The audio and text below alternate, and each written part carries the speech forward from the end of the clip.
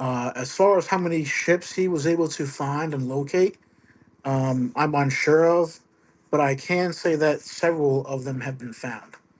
Um, uh, but as I mentioned, the McLarty Museum is probably my personal favorite, just because of the simple fact that it's just the ambiance of it. Because not only do they have, uh, not only are they located on the beach, but they're also located on one of the camps,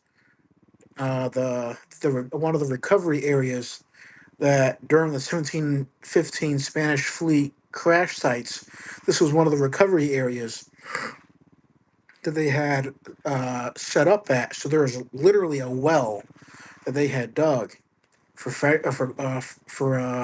for water, to be able to access some water and stuff. So this is literally on one of their camps, which I think, in a sense, kind of adds to the ambiance of it. And as I mentioned, it's on the beach, so it's like, well, how convenient can you get there? And you can literally walk out to the beach from there and kind of start doing your own treasure hunt, if that makes sense.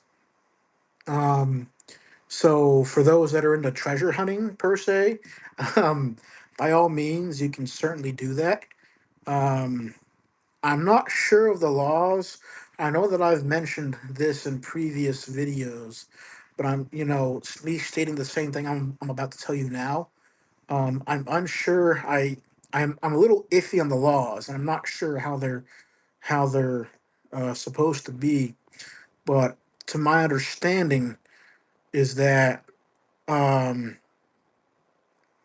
I mean, obviously you can find the coins and stuff. It's not illegal. You're allowed to go for the coins and look for them.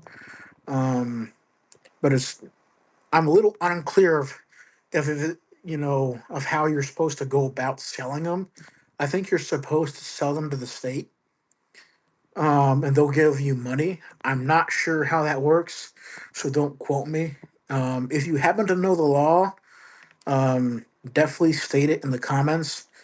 Um, so be very careful in how you do all that if you do decide to go out and look for coins, because I'm not sure how that whole process works.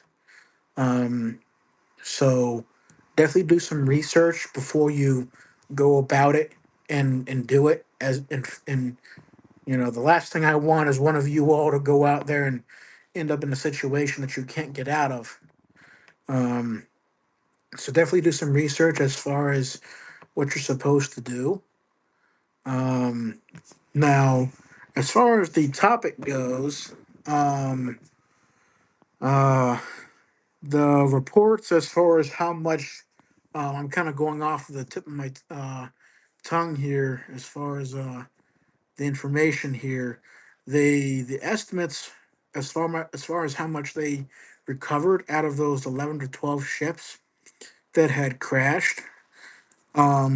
There are estimates of them saying that they recovered about 35 to 80% of the lost um, treasures and other valuables. But the theory is that they often used a higher number to discourage, or to help discourage pirates and other people and stuff from trying to get their own share of said treasure.